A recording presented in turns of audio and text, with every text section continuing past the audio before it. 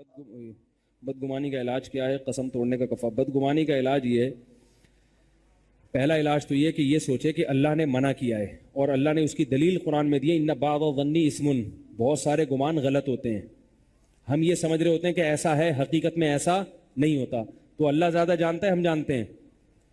تو ایک علاج تو یہ ہے کہ بھئی اللہ زیادہ جانتا ہے، جب وہ کہہ رہا ہے کہ ایسا نہیں ہے، تم غلط بھی سوچ سکتے ہو، جس کے بارے میں تم یہ سوچ رہے ہو وہ حقیقت میں ایسا نہیں ہے۔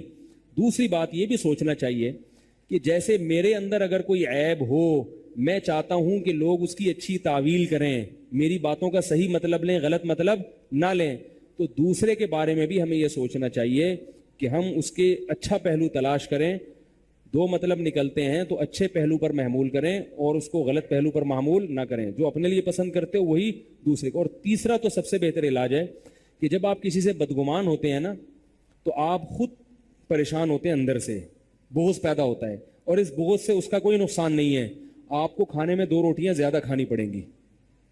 جو آپ کے اندر خون کی جو آدمی اچھا گمان رکھتا ہے نا، وہ خوش رہتا ہے، کہتا ہے یہ بھی ٹھیک ہے، یہ بھی سب صحیح ہے بھائی، سب سیٹ چل رہا ہے، بڑے آرام سے سوتا ہے۔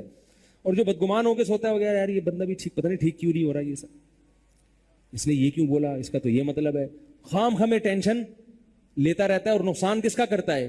اپنا۔ کسی نے ایک بڑی اچھی بات کہی کہ غصہ جو ہے نا، غصہ دوسرے کی حماقت کی سزا اپنے آپ کو دینے کا نام ہے۔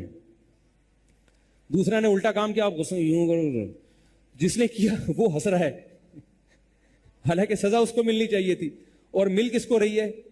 کہاں پاپ رہے ہو ایسے ایسے کر کے، خون آپ کا جل رہا ہے۔ تو اسی طرح غصہ کرنے میں جیسے اپنا نقصان ہے، دوسرے کا نہیں ہے، تو اسی طرح بدگمان ہونے میں کس کا نقصان ہے؟ اپنا، خود آدمی خراب ہوتا رہتا ہے۔